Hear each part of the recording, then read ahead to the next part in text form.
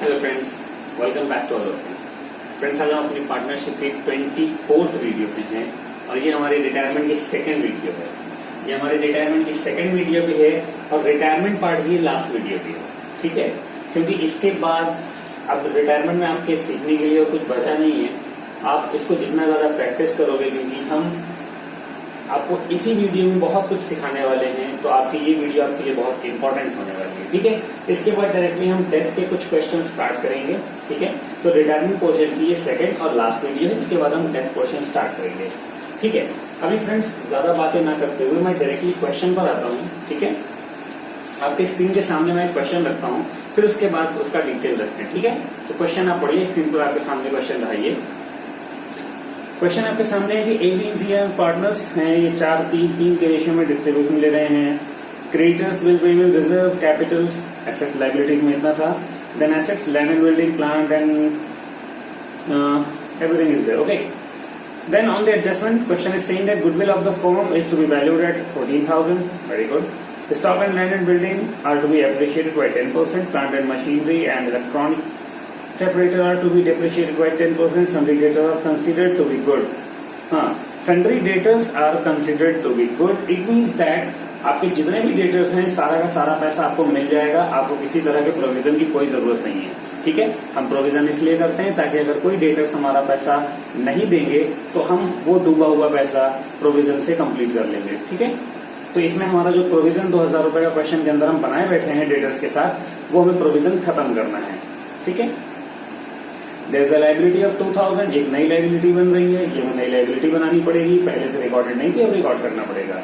और जो भी डी का पेबल अमाउंट है वो हमें उसके लोन अकाउंट में ट्रांसफर करना है। रिवैल्यूएशन बनाइए, पार्टनर्स कैपिटल बनाइए and the balance sheet of A and C after these retirement, okay friends. तो चलिए, हमें इस क्वेश्चन ने डिमांड किया है कि आप रिवैल्यूएशन बनाइए, देन पार्टनर्स कैपिटल बनाइए एंड देन बैलेंस शीट बनाइए, ठीक है।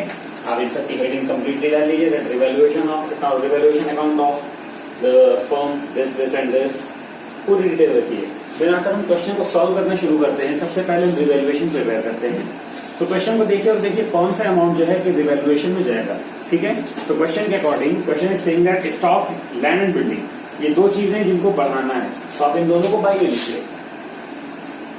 By stock, by land and building, ठीक है। दोनों को 10% बढ़ाना है। तो स्टॉक को अगर आप 10% इंक्रीज करोगे that will be 2,000। Land and building को अगर आप 10% इंक्रीज करोगे दैट विल बी 3,600, ठीक है। नेक्स्ट पॉइंट देखिए, प्लांट एंड मशीनरी, आपको इन्हें डेप्रिशिएट करना है, प्लांट एंड मशीनरी को, इलेक्ट्रॉनिक टाइपराइटर को 10% से। तो टू प्लांट एंड मशीनरी 10% से डेप्रिशिएट कीजिए इसको। प्लांट एंड मशीनरी की वैल्यू 28,000 है, 10% 2,800 इट विल बी, ठीक है। Next is electronic typewriter of 8,000, तो 2 इलेक्ट्रॉनिक टाइपराइटर, फुल वैल्यू है 8,000, 10% decrease, it means that it will B 800, okay. The next is sundry debtors are considered to be good. सारे के सारे debtors अच्छे हैं, तो जो आपने प्रोविजन बना रखा है आपको वो प्रोविजन अब खत्म करना पड़ेगा। यानी प्रोविजन एक लायबिलिटी है और लायबिलिटी को खत्म करते हैं तो हमें प्रॉफिट होता है। So by provision for doubtful debt that is of 2,000, ये पूरा का पूरा प्रोविजन अब बेकार है, हमें इसे खत्म करना है। Next is a new liability of 2,000, ठीक है, for payment of outstanding salary, तो 2 outstanding salary that is of 2,000, ठीक है। अब इसके बाद नया कुछ भी नहीं है, आप इसमें सीधा आंसर निकाल लीजिए।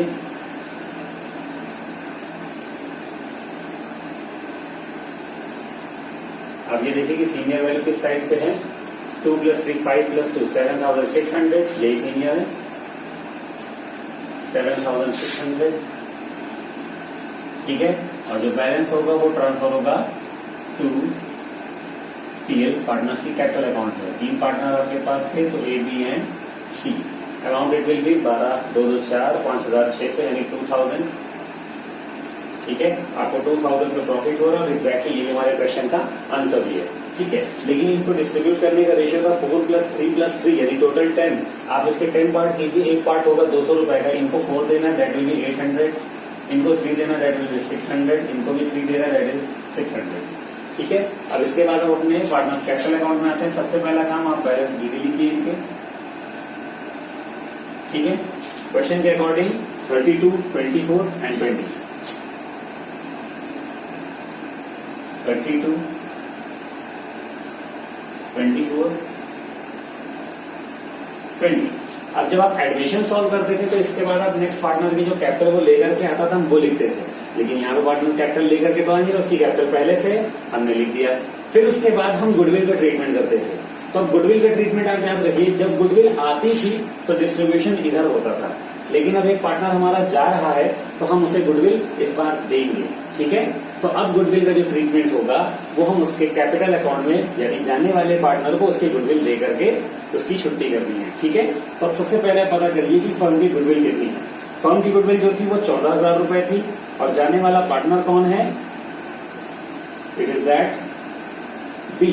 ठीक है, हमारा ये जो पार्टनर है ये जा रहा है। ठीक है, तो इसका गुडविल कितना होगा, फर्म की गुडविल थी 14,000 और अगर इसका हम 10 पार्ट करें तो एक पार्ट होगा 1400 रुपए का और 3 यानी 4200। ठीक है, यानी हमें इस बंदे को 4,200 रुपए गुडविल के देने, यानी इसके अकाउंट में हमें 4,200 रुपए गुडविल के डिपॉजिट करने हैं। वो 4,200 रुपए इन दोनों में से कौन डिपॉजिट करेगा और कितने करेगा। ठीक है, तो उसके लिए आपका जरूरी है सैक्रिफाइसिंग और गेनिंग रेशियो जानना। ठीक है, तो ये देखिए कि पार्टनर जाते वक्त क्या पुराने पार्टनरों से दोस्ती निभा रहा है कि भाई मेरे जाने के बाद तुम इतना रेशियो ले लेना, तुम इतना ले लेना। अगर पार्टनर ऐसा करता है तो आपको सैक्रिफाइसिंग और gaining ratio old minus new करके निकालना पड़ेगा। ठीक है, लेकिन अगर ऐसा नहीं करता है तो जो इनके ratio suppose that it is 4, 3 and 3।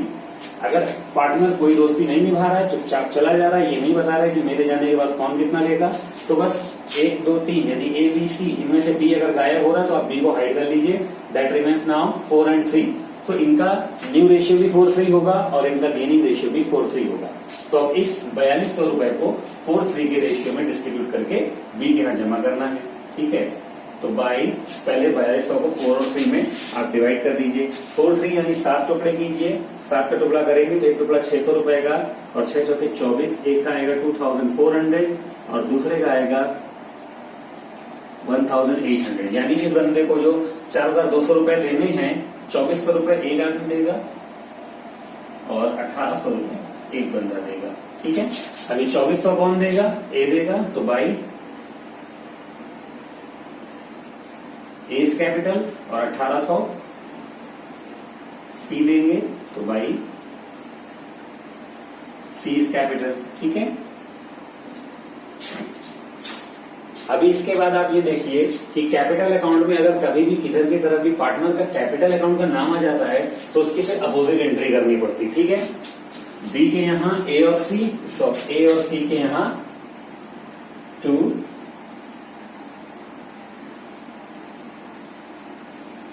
बीस कैपिटल, ए के यहाँ कितना 2400 और सी के यहाँ 1800। हमने गुडविल का ट्रीटमेंट कर दिया। अब गुडविल के ट्रीटमेंट के बाद हम इससे पहले जो अकाउंट बनाते थे उसके आंसर पुट अप करते थे, तो बाई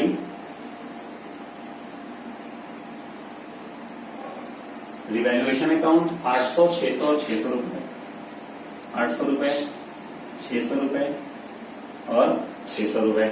ठीक है, अब उसके बाद आप पुरानी बैलेंस शीट को देखिए और उसमें क्या क्या चीजें डिस्ट्रीब्यूट करने वाली हैं उनको देखिए। तो डिस्ट्रीब्यूट करने वाले आइटम में लायबिलिटीज की तरफ केवल एक आइटम है, रिजर्व, वो भी 20,000 का, बांट दीजिए बाय रिजर्व। ठीक है, अभी 2,000 रुपए को बांटा है तो इस तरह बटे हैं, अब 20,000 को बांटेंगे तो सब में 0 एक्स्ट्रा कर दीजिए, दैट विल बी 8,000, 6,000 एंड 6,000। ठीक है, अभी एसेट्स की तरफ देख लीजिए, कोई चीज बांटने वाली, land and building, plant, electronic typewriter, stock, सैनिटेटर एंड बैंक, नथिंग, कुछ भी बांटने वाला आइटम नहीं। ठीक है, तो आप सीधे इसके बाद अपने आंसर निकाल लीजिए। ठीक है, अब आंसर सबसे पहले लास्ट को निकाल लीजिए, 26,600, आप यहां पर भी लिखिए 26,600, ठीक है। सेकंड का 24 2 26, 27, 27 6 33, 33 1 34, 34 1 35,200, 24 2 26 1 27, 27 6 33, 33 1 34,800, 34,800, ठीक है। First one 32 8 40,800,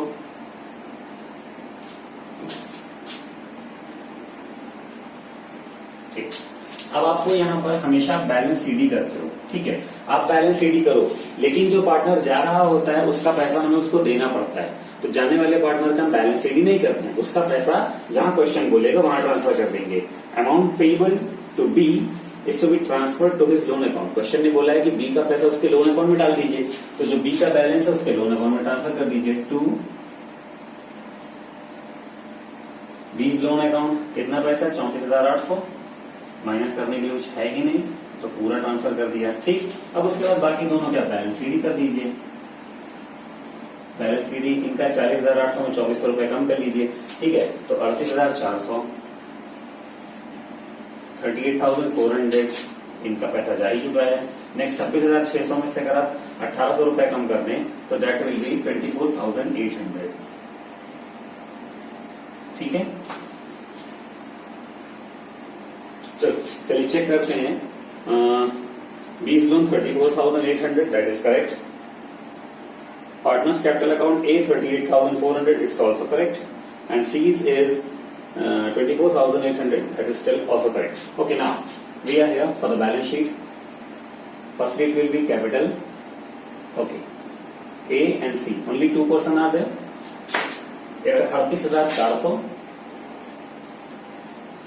and last is 24,800. But where is that middle portion? That is B. The amount is transferred in loan account, so loan account should be here in liabilities. So that B's loan account, ठीक है। 34,800, इन दोनों का total करिए,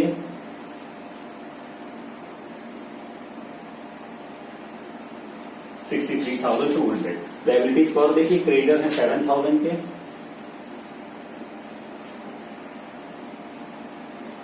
ठीक है। Next था BP 3,000, ठीक है। नेक्स्ट उसके बाद इधर कुछ नहीं था, तो उसके बाद आपने जो नई लायबिलिटी क्रिएट की थी आउटस्टैंडिंग सैलरी, वो लिख दीजिए 2,000 रुपीज के लिए, ठीक है। और आपने कोई नई लायबिलिटी जनरेट नहीं की है, दैट्स इट, ठीक है। चलिए एसेट्स की तरफ आते हैं। सबसे पहला आइटम एसेट्स में था land and machine building. So land and building 36,000 की थी और लैंड एंड बिल्डिंग हमने 3,600 इंक्रीज की है, दैट विल बी 39,600, ठीक है। Next item is plant and machinery.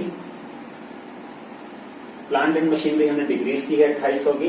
28,000 रुपए में जब 2800 रुपए आप कम करोगे तो that will be 25,200। Next is electronic typewriter.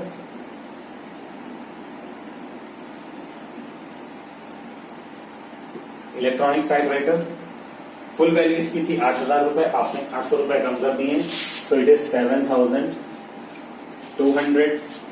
Next is stock,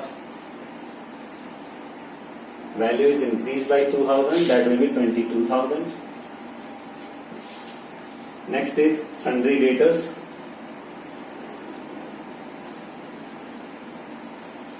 debtors full value debtors की 14,000 की, सारे के सारे डेटर्स अच्छे हैं तो प्रोविजन की कोई जरूरत नहीं है, ठीक है। Next is bank for 2,000,